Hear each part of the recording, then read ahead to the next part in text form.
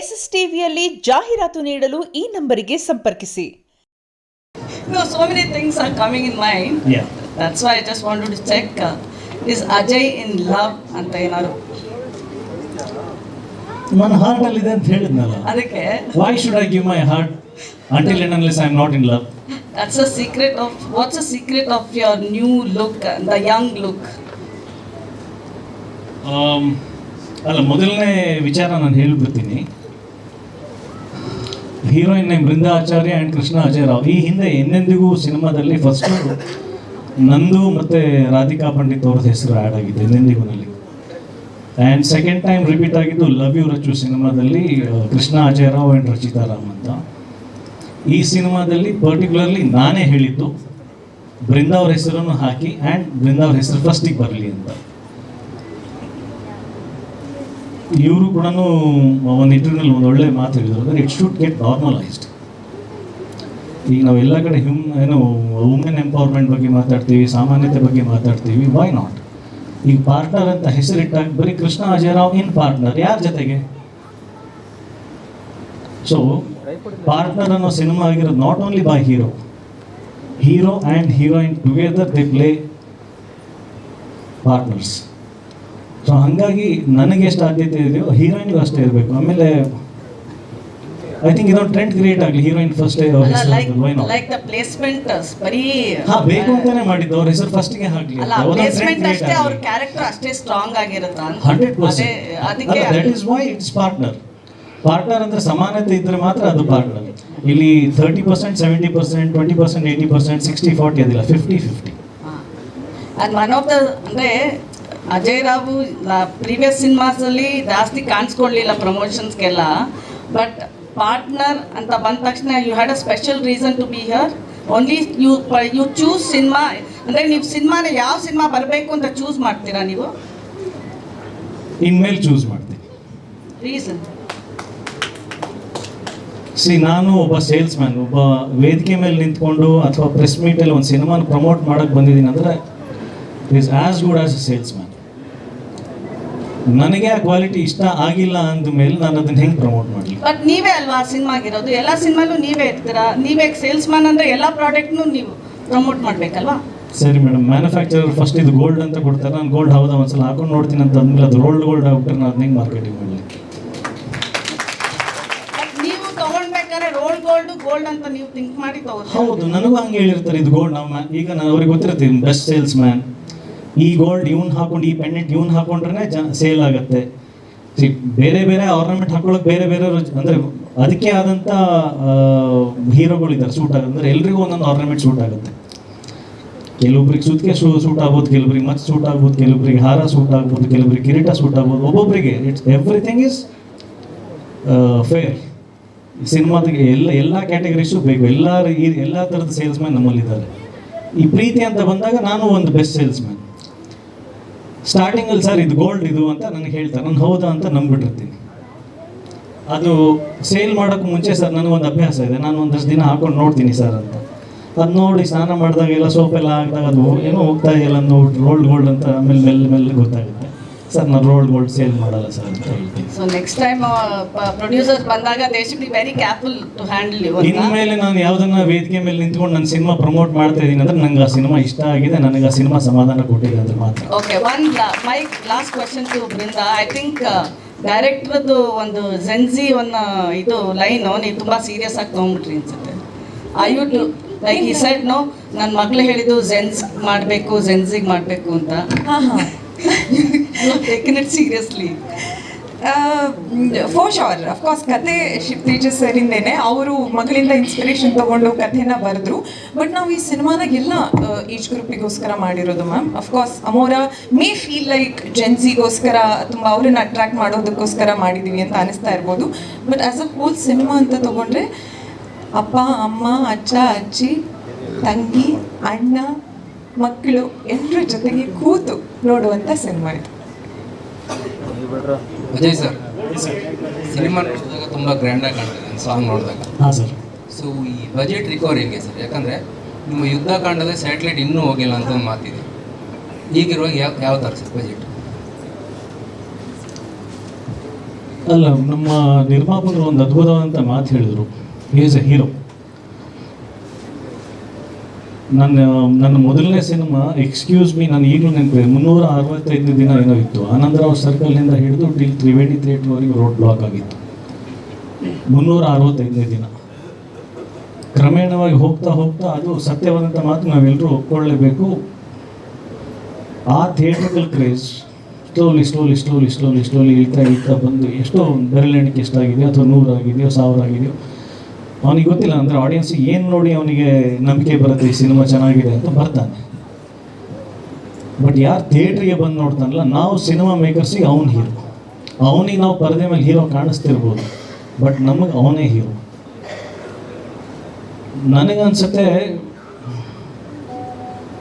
ಅಂದರೆ ಅಫ್ಕೋರ್ಸ್ ಅವ್ನು ಹೀರೋ ಆಗಿರ್ಬೋದು. ಅದ್ರ ಜೊತೆಗೆ ಸ್ಟಿಲ್ ಸಿನಿಮಾ ಪ್ರೊಡ್ಯೂಸ್ ಮಾಡೋದಕ್ಕೆ, ಅಂದರೆ ಸ್ಯಾಟಲೈಟ್ ಹಿಂದಿನ ಸಿನಿಮಾ ಏನು ಹೋಯ್ತು ಅಜಯ್ದು, ಹೋಗ್ಲಿಲ್ವೋ, ಎಷ್ಟಾಯ್ತು ಬಿಡ್ತು ಲೆಕ್ಕ ಹಾಕದೆ ಆ ಆಡಿಯನ್ಸಿಗೆ ಸಿನಿಮಾ ಮಾಡೋಕ್ಕೆ ಒಬ್ಬ ನಿರ್ಮಾಪಕ ಬರ್ತಾ ಇದ್ದಾನಲ್ಲ, ನನಗೆ ಅವನು ಹೀರೋ.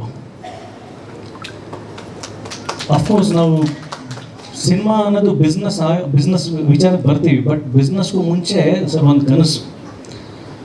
ಆ ಕನಸನ್ನು ನಂಬೋರು ಬರೀ ಓನ್ಲಿ ಫಿಲ್ಮ್ ಮೇಕರ್ಸ್ ಮಾತ್ರ. ಹೊರಗಡೆ ಕನಸನ್ನು ಜನ ಅಷ್ಟು ನಂಬ್ತಾರೋ ಬಿಡ್ತಾರೋ ಗೊತ್ತಿಲ್ಲ. Only film makers believe dreams. ನಮಗೆ ಗೊತ್ತಿಲ್ಲ ಬೇರೆ ಒಂದು ಯಾವ್ದು, ಈಗ ಮಾತಾಡ್ತಾರೆ ಎಮೋಷನಲ್ ಆಗ್ಬಿಡ್ತೀವಿ. ಬಹುಶಃ ರಿಯಲ್ ಎಸ್ಟೇಟಲ್ಲಿ ನಿಮ್ಗೆ ಗೊತ್ತಿರುತ್ತೆ, ಇವಾಗ ನಾನು ಇಲ್ಲೊಂದು ಮನೆ ಕಟ್ಟಬೇಕು, ಇಲ್ಲೊಂದು ಸೈಟ್ ತೊಗೋಬೇಕಂತ ಕನಸು ಕಂಡ್ರೆ ನಾಳೆ ನೀವು ಮನೆ ಮಾಡ್ತಿರೋ ಬಿಡ್ತಿರೋ ಆ ಸೈಟಿಗೆ ವ್ಯಾಲ್ಯೂ ಅಂತೂ ಬೆಳೀತಾ ಇರುತ್ತೆ. ಫಿಲ್ಮ್ ಮೇಕರ್ಸ್ ಈ ಡ್ರೀಮಿಗೆ ಗ್ಯಾರಂಟಿನೇ ಇಲ್ಲ, but still we dream. We are the biggest heroes in this world. ನನಗನ್ಸುತ್ತೆ ನಾವು ಅಂದರೆ ಎಷ್ಟು ಬಿಸ್ನೆಸ್ ಆಗುತ್ತೆ ಅಂತ ಸಿನಿಮಾ ಮಾಡೋದಕ್ಕಿಂತ ಆ ಕನಸನ್ನೇ ನಂಬ್ಕೊಂಡು ಸಿನಿಮಾ ಮಾಡೋಕ್ಕೂ ಅದು ತರುತ್ತೆ ಸರ್ ಬಿಸ್ನೆಸ್ಸಲ್ಲಿ. ಈಗ ಸ್ಯಾಟಲೈಟ್ ನಾನು ಯಾಕೆ ಮಾರಲಿಲ್ಲ, ಯಾಕೆ ಹೋಗಲಿಲ್ಲ, ಅದಕ್ಕೊಂದು ದೊಡ್ಡ ಕಥೆ ಇದೆ. ಬಟ್ ಸ್ಟಿಲ್ ಸ್ಯಾಟಲೈಟ್ ಅಂದರೆ ಡಿಜಿಟಲ್ ಪ್ಲ್ಯಾಟ್ಫಾರ್ಮ್ಸ್ ಎಲ್ಲ ನಾನು ಬಿಸ್ನೆಸ್ ನೋಡಿದ್ದೀನಿ. ಎಷ್ಟೊಂದು ಜನಕ್ಕೆ ಗೊತ್ತಿಲ್ಲ, ನಾನು ಹೇಳಿಲ್ಲ. ನನ್ನ ಸಿನಿಮಾ ಯುದ್ಧಕಾಂಡ ಅಮೆಝಾನಲ್ಲಿ ಎಲ್ಲ ಭಾಷೆಯಲ್ಲೂ ಡಬ್ ಮಾಡಿ ಹಾಕಿದೆ. ಬರೀ 3 ತಿಂಗಳಿಗೆ 2 ಕೋಟಿ ಮೇಲೆ ದುಡ್ತಿದ್ದೀನಿ ಸರ್, ವಿತ್ GST ಟ್ಯಾಕ್ಸ್ ಕಟ್ಟಿದ್ದೀನಿ ಅದಕ್ಕೆ. ಥಿಯೇಟ್ರಿಕಲ್ ಏನಾಯ್ತು? ಥಿಯೇಟ್ರಿಕಲ್ ಅಫ್ಕೋರ್ಸ್ ತುಂಬ ಒಳ್ಳೆ ಕಲೆಕ್ಷನ್ಸ್ ಆಗಿದೆ. ವಂಡರ್ಸ್ ಆಗಬೇಕಿತ್ತು, ಅಂದರೆ ಇಂಡಸ್ಟ್ರಿ ಅವ್ರದ್ದು ಲೆಕ್ಕಾಚಾರದ ಪ್ರಕಾರ ನಾವು ಅಂದ್ಕೊಂಡಿದ್ದು ತುಂಬ ಹ್ಯೂಜ್ ಆಗುತ್ತೆ, 1 to 10 ಟೈಮ್ಸ್ ಆಗುತ್ತೆ ಅಂತ. ಬಟ್ ಅನ್ಫಾರ್ಚುನೇಟ್ಲಿ ಒಂದು ದೇಶದಲ್ಲಿ ಒಂದು ದುರಂತ ನಡೀತು. ಅವಾಗ ಪಹಲ್ಗಾಮ್ ಅಟ್ಯಾಕ್ ಆಯಿತು. ಫ್ರೈಡೇ ಸಿನಿಮಾ ರಿಲೀಸ್ ಆಗಿತ್ತು. ಟ್ಯೂಸ್ಡೇ ಎಲ್ಲ ಕಡೆ ನ್ಯೂಸ್ ಏನಿತ್ತು ಅಂದರೆ ಪಹಲ್ಗಾಮಲ್ಲಿ ಒಂದು ಅಟ್ಯಾಕ್ ಆಗಿದೆ, ಸಾಕಷ್ಟು ಜನನ ಹೊಡೆದಿದ್ದಾರೆ. ಅದೊಂದು ನ್ಯಾಷನಲ್ ಇಶ್ಯೂ ಆಗಿತ್ತು. ಆ ಒಂದು ಸೂತ್ರದಲ್ಲಿ ನಾವು ಭಾಗಿಯಾಗಬೇಕಾಗಿತ್ತು. ಅಲ್ಲಿ ಸಿನಿಮಾಕ್ಕಿಂತ ದೇಶದ ವಿಚಾರ ತುಂಬ ದೊಡ್ಡದಾಗಿತ್ತು. ಆ ವಾರ ಪೂರ್ತಿ ಅಫ್ಕೋರ್ಸ್ ಕಲೆಕ್ಷನ್ ಡ್ರಾಪ್ ಆಯಿತು. ಸೊ ಆ ಒಂದು ಅನಾಹುತಿಗೆ ಎಲ್ಲೋ ಒಂದು ಟೆರರಿಸ್ಟ್ ಶೂಟ್ ಮಾಡ್ತಾರೆ ಅಂತ ನಾವು ಯುದ್ಧಕಾಂಡ ಸಿನಿಮಾ ಮಾಡೋ ಟೈಮಲ್ಲಿ ನಮಗೆ ಗೊತ್ತಿರಲಿಲ್ಲ. ಅದೇ ಹೇಳೋದು, ಕನಸಿಗೆ ಗ್ಯಾರಂಟಿನೇ ಇಲ್ಲ ಇದಕ್ಕೆ. ಬಟ್ ನಾನು ಆಗಲೇ ಹೇಳಿದ್ನಲ್ಲ, ನನ್ನ ನಂಬಿಕೆ, ನನ್ನ ಧ್ಯೇಯ, ನನ್ನ ಉದ್ದೇಶ ಒಂದು ಒಳ್ಳೆ ಸಿನಿಮಾ ಮಾಡಬೇಕು, ಮಾರಲ್ ಕೊಡಬೇಕು ಅನ್ನೋದು. ಥಿಯೇಟ್ರಲ್ಲಿ ನೋಡಿದ್ರು, OTTನಲ್ಲಿ ನೋಡಿದ್ರು ಅವ್ನು ಮೆಚ್ಚಿದ ಸರ್. ಎಸ್ ಇವ್ನು ಒಳ್ಳೆ ಸಿನಿಮಾ ಮಾಡಿದ್ದಾನೆ, ಕನ್ನಡಕ್ಕೆ ಒಂದು ಒಳ್ಳೆ ಸಿನಿಮಾ ಕೊಟ್ಟಿದ್ದಾನೆ ಅಂತ ಮೆಚ್ಚಿದ್ರು. ಅದೇ ನನಗೆ ದೊಡ್ಡ ಗಳಿಕೆ. ಎಷ್ಟು ಕೋಟಿನಲ್ಲಿ ಬಂತು ಅನ್ನೋದಕ್ಕಿಂತ ಒಬ್ಬ ನೋಡಿದ್ನೋ 100 ಜನ ನೋಡಿದ್ರು, 1000 ಜನ ನೋಡಿದ್ರು ಒಬ್ಬನೂ ಬೈಕೊಳ್ಳಿಲ್ಲ, ಹೆಮ್ಮೆ ಪಟ್ಟರು ಇದು ನಮ್ಮ ಸಿನಿಮಾ ಅಂತ. ಅದು ನನಗೆ ಎಷ್ಟೇ 100 ಕೋಟಿಗಿಂತ ದೊಡ್ಡ ಗಳಿಕೆ ಸರ್. ಸಾರಿ ಸರ್, ಹೌದು ಒಂದು ಲೆಟರ್ ಟು ದಿ ಪ್ರೆಸಿಡೆಂಟ್. ಆ ಲೆಟರಿಂದ ಆಯಿತು ಇಲ್ಲ ಗೊತ್ತಿಲ್ಲ, ಬಟ್ ಅದ್ರ ಮೇಲೆ ಈಗ ಕೆಲಸ ನಡೀತಾ ಇದೆ ಸರ್. ಶಾರ್ಟ್ಲಿಯಲ್ಲೂ ನಾನು ಓದಿದೆ, ಅನೌನ್ಸ್ಮೆಂಟ್ ಆಯಿತು. ದ್ರೌಪದಿ ಮುರ್ಮು ಮೇಡಮ್ ಅವರು ಅದನ್ನು ಫಾಸ್ಟ್ ಟ್ರ್ಯಾಕ್ ಜಸ್ಟಿಸನ್ನು ವಿತಿನ್ ಎಷ್ಟೋ ಅವರ್ಸಲ್ಲಿ, ಎಷ್ಟು ದಿನದಲ್ಲಿ ಅದಕ್ಕೆ ಜಸ್ಟಿಸ್ ಕೊಡಬೇಕು ಫಾರ್ ರೇಪ್ ವಿಕ್ಟಿಮ್ಸಿಗೆ ನ್ಯಾಯ ಕೊಡಿಸೋದಕ್ಕೆ ಅಂತ ಅನೌನ್ಸ್ಮೆಂಟ್ ಆಗಿದೆ. ಆ ಲೆಟ್ರದ ಎಫೆಕ್ಟ್ ನನಗೆ ಗೊತ್ತಿಲ್ಲ, ಅದು ತಿಳ್ಕೋಬೇಕಾಗಿದೆ.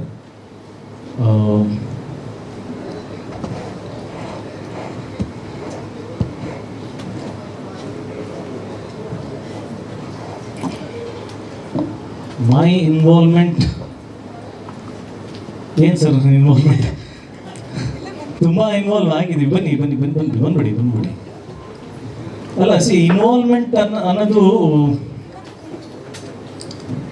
ಹೆಲ್ದಿ ಇನ್ವಾಲ್ವ್ಮೆಂಟ್ ಇದ್ರೆ ಭಾಳ ಒಳ್ಳೇದು. ಅದೇ ಈಗ ಸಿನಿಮಾ ಕ್ರಾಫ್ಟ್ ಬಗ್ಗೆ ಈಗ ನಮ್ಮ ಪ್ರೊಡ್ಯೂಸರು ಅವರು ಎಷ್ಟು ತಿಳ್ಕೊಂಡಿದ್ದಾರೆ. ನನ್ನ ಸಿನಿಮಾ ಅವರು ಬಿಸ್ನೆಸ್ ಮಾಡಿದ್ದಾರೆ, ಇವರು ತಿಳ್ಕೊಂಡಿದ್ದಾರೆ, ನಾನು ತಿಳ್ಕೊಂಡಿದ್ದೀನಿ. ಅದನ್ನು ಪರಿಶೀಲನೆ ಮಾಡದೆ ನಾನು ಒಪ್ಕೊಡ್ತಾ ಇದ್ದೀನಿ. ಪ್ರೇಕ್ಷಕರಿಗೂ ಅದೇ ರೀತಿ ಆಗುತ್ತೆ. ಅವರು ಇದನ್ನು ಗೋಲ್ಡ್ ಆಗಿ ನೋಡ್ತಾರೆ. ಇದೊಂದು ಸಿನಿಮಾ, ಈ ಸಿನಿಮಾ ಅಂತಲ್ಲ, ಎಲ್ಲ ಸಿನಿಮಾಗಳನ್ನು ಅವರಿಗೆ ಹೊರಗಿಂದ ಗೋಲ್ಡ್ ಆಗಿ ಕಾಣುತ್ತೆ, ಒಳಗೆ ಬಂದಾಗ ಅದು ಒರಿಜಿನಲ್ಲಾ ಡೂಪ್ಲಿಕೇಟಾ ರೋಲ್ಡ್ ಗೋಲ್ಡಾ ಅಂತ ಗೊತ್ತಾಗುತ್ತೆ. ಸೊ ಪ್ರೇಕ್ಷಕರಿಗೂ ಜೊತೆಗೆ ನೀವು ಒಪ್ಕೊಳ್ಳುವಾಗಲೂ ನೀವು ಅದನ್ನು ಪರಿಶೀಲನೆ ಮಾಡೋದು ಎಷ್ಟು ಮುಖ್ಯ ಆಗುತ್ತೆ ಅಂತ. ಪರಿಶೀಲನೆ ಮಾಡಲ್ಲ ಅಂತ ಹೇಳಿಲ್ಲ, ನಾನು ಬಳಸ್ತೀನಿ ಫಸ್ಟ್ ಅದನ್ನು ಅಂತ. ಸಾಕಷ್ಟು ವಿಚಾರಗಳಲ್ಲಿ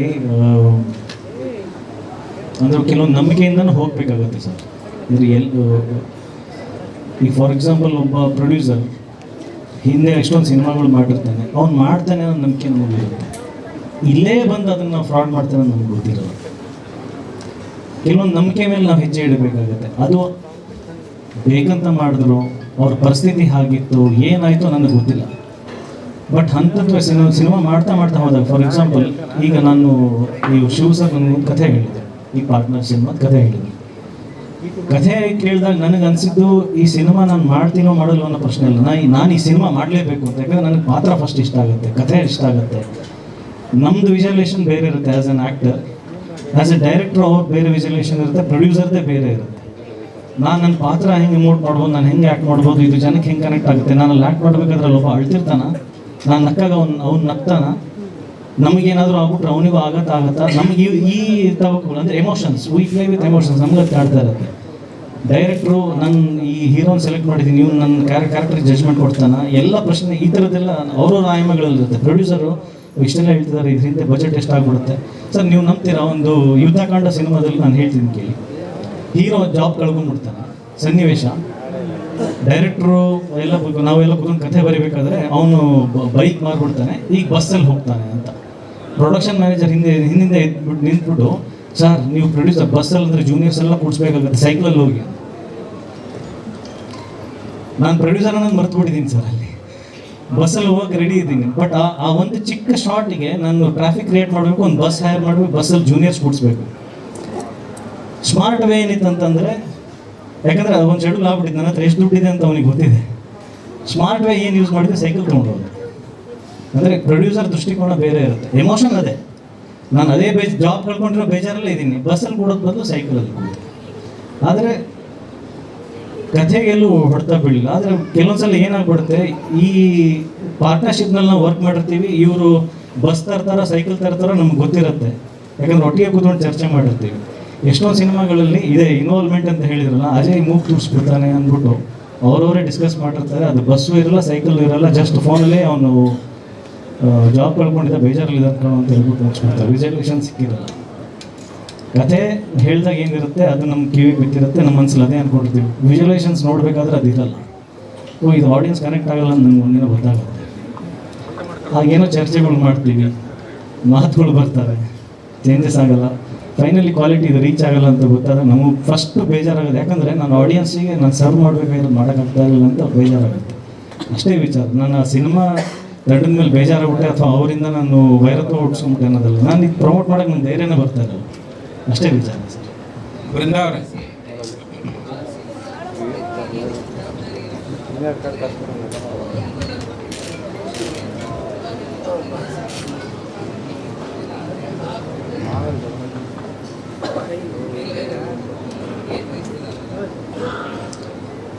ಚರ್ಚೆ ಆಗಬೇಕು, ಒಟ್ಟಿಗೆ ಕೂಡ್ಸ್ಕೊಂಡ್ಬಿಟ್ಟು ಚರ್ಚೆ ಆಗಲಿ ಅಂತ ಹೇಳ್ತೀನಿ.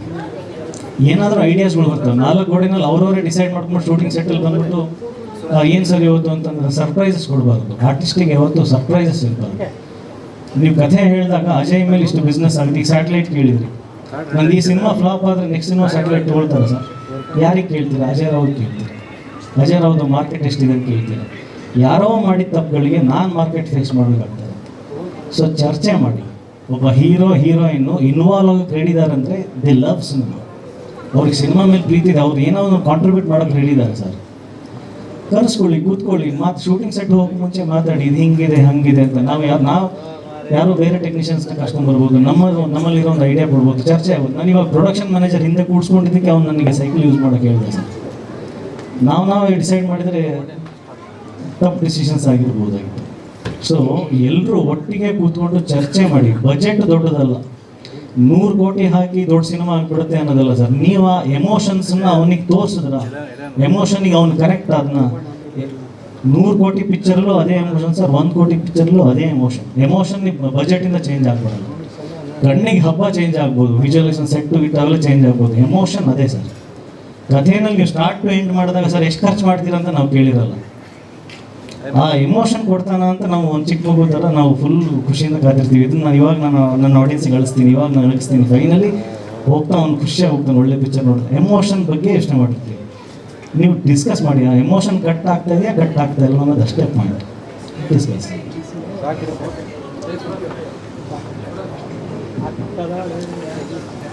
ಮೇಡಮ್ ಗೋಲ್ಡ್ ಹಾಕೊಂಡಿದ್ದು ಬಹಳ ಕಡಿಮೆ. ಗೋಲ್ಡ್ಗಳು ಏನಾದರೂ ಜಾಸ್ತಿ ಸಿಕ್ಕಿದ್ದಿದ್ರೆ ಇವತ್ತು ಮೈ ತುಂಬ ಹಾಕೊಂಡಿರ್ತಾ ಇದ್ದೆ. ರೋಲ್ಡ್ಗಳು ಜಾಸ್ತಿನೇ ಮೇಡಮ್. ನಾನು ಬಹಳ ಅಪರೂಪ ಕೇಳ್ತೀನಿ ಸರ್, ನಾನು ಎಲ್ಲರಿಗೂ ತುಂಬ ಕೇಳ್ತೀನಿ. ಒಂದೊಂದು ಕಾಂಟ್ರಾಕ್ಟ್, ಒಂದು ಅಗ್ರಿಮೆಂಟ್ ರೆಡಿ ಮಾಡ್ಕೊಳ್ಳೋಣ ಅಂತ 100% ಪ್ರತಿಯೊಬ್ಬನಿಗೂ ಕೇಳ್ತೀನಿ. ಮುಂದೆ ಬರಲ್ಲ ಅಪರೂಪ, ಇವತ್ತು ನಾಳೆ ಅಂತ ಹೋಗಿರ್ತಾರೆ. ಯಾಕೆ ಅಂತ ನನಗೂ ಗೊತ್ತಿಲ್ಲ. 99% ಇಲ್ಲ ಸರ್, ಅಗ್ರಿಮೆಂಟ್ಸ್ಗಳು ಕಾಂಟ್ರಾಕ್ಟ್ಗಳು ಇಲ್ಲ ಸರ್. ಓವರಲ್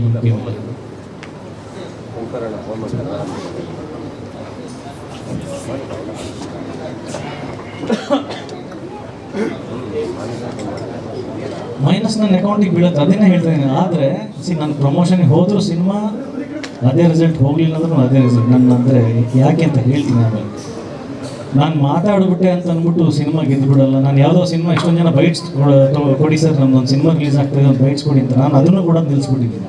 ನಾನು ಕೊಟ್ಟರೆ ಅದು ಹೆಂಗ್ರಿ ಹೋಗುತ್ತೆ ಸಿನಿಮಾ. ನಾನು ಬಂದು ನನ್ನ ಸಿನಿಮಾ ಪ್ರಮೋಟ್ ಮಾಡಿದರೆ ಹೋಗಂಗಿದ್ದಿದ್ರೆ ನಾನು ಅವ್ನು ಬೈಟ್ಸ್ ಕೊಟ್ಟರೆ ಓಕೆ ಏನಾದರೂ ಹೆಲ್ಪ್ ಆಗ್ಬೋದು. ನಾನು ತಿಂಗಳಾನುಗಟ್ಟಲೆ ಕೂತ್ಕೊಂಡು ಇಂಟರ್ವ್ಯೂಗಳು ಕೊಟ್ಟು ಪ್ರಮೋಷನ್ ಮಾಡಿರೋ ಸಿನಿಮಾನೇ ಗೆಲ್ಲಲ್ಲ. ಫೈನಲಿ ಸಿನಿಮಾದಲ್ಲಿ ಸತ್ವ ಇದ್ದರೆ ಮಾತ್ರ ಗೆಲ್ಲುತ್ತೆ ಸರ್. ಇದೆಲ್ಲ ಏನಂದರೆ ಇಂಥ ಒಂದು ಸಿನಿಮಾ ಇದೆ ಅಂತ ನಾವು ಒಂದು ಅವೇರ್ನೆಸ್ ಹುಡ್ಸೋಕೆ ನಿಂತಿರೋದು ಅಷ್ಟೇ, ಒಂದು ನೆಪ ಮಾತ್ರ. ಪ್ರತಿದಿನ ಜ್ಞಾಪಿಸೋದಕ್ಕೆ ಅವನಿಗೆ ಈ ಥರ ಒಂದು ಸಿನಿಮಾ ಇದೆ, ಈ ಥರ ಒಂದು ಸಿನಿಮಾ ಇದೆ, ಈ ಥರ ಒಂದು ಸಿನಿಮಾ ಇದೆ. ಜಸ್ಟ್ ಲೈಕ್ ಒಂದು ವಾಲ್ ಪೋಸ್ಟರ್ ನೀವು ರೋಡಲ್ಲಿ ಹೋಗ್ಬೇಕಾದ್ರೆ ಹೆಂಗೆ ನೋಡ್ತೀರಲ್ಲ ಅಷ್ಟೇ ಸರ್ ನಾನು ಮಾತಾಡ್ತಾ ಇದ್ದೀನಿ. ಸಿನಿಮಾ ಇದೆ ಅನ್ನೋ ಅವೇರ್ನೆಸ್ ಅಷ್ಟೇ. ಎಷ್ಟೇ ನಾವು ಭಯ ಪಡ್ಕೊಂಡ್ರು ನಾವು ರಿಲೀಸ್ ದಿನ ಅವನಿಗೆ ಚೆನ್ನಾಗಿ ಅನಿಸಿದರೆ ಮಾತ್ರ. ಓ